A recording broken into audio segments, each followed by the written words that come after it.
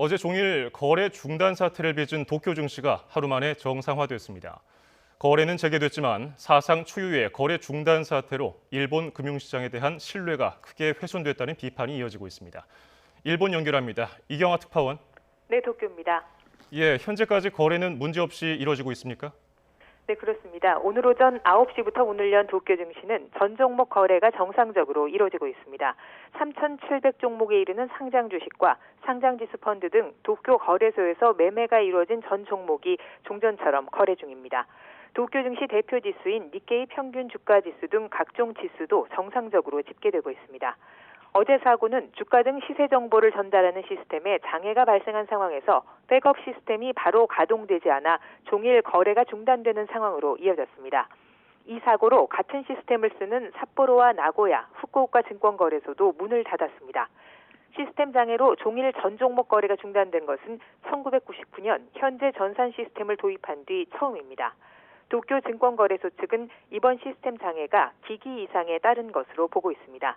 하지만 장비에 이상이 생긴 뒤 왜 바로 백업 시스템으로 전환이 안 됐는지에 대해서는 아직 밝히지 못하고 있는 상황입니다. 거래소 측은 문제가 된 장비를 어젯밤 교체한 뒤 시스템이 제대로 가동하는 것을 확인하고 오늘 거래 재개를 결정했습니다.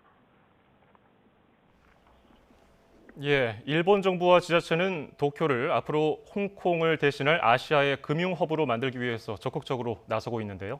이번에 전산 사고로 타격이 클 것 같군요. 네, 그렇습니다. 사상 초유의 거래 중단 사태로 일본 금융시장에 대한 국제적인 신뢰가 훼손됐다는 지적이 이어지고 있습니다.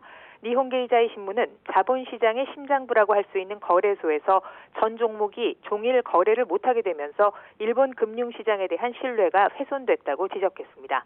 이 신문은 또 금융시장에서 안심하고 거래할 수 있는 환경을 만들지 않으면 도쿄도가 내세우는 국제금융센터도 제대로 실현하기 어려울 것이라고 지적했습니다. 요미우리 신문도 세계 3위 규모인 도쿄 증시에서 매매 대금 절반 이상을 외국인 투자자가 차지하고 있다며 거래 기회를 빼앗은 책임이 무겁다고 비판했습니다. 스가 총리는 취임 후 디지털청을 신설하는 등 코로나19 사태로 드러난 일본 사회의 뒤늦은 디지털 수준을 따라잡겠다며 의욕을 보여왔는데요. 사상 초유의 이번 사고는 일본 정부의 이런 방침에 찬물을 끼얹은 셈이 됐습니다. 거래는 하루 만에 재개됐지만 정확한 원인 규명과 재발 방지 대책을 만드는 데는 상당한 시간이 걸릴 것으로 보입니다.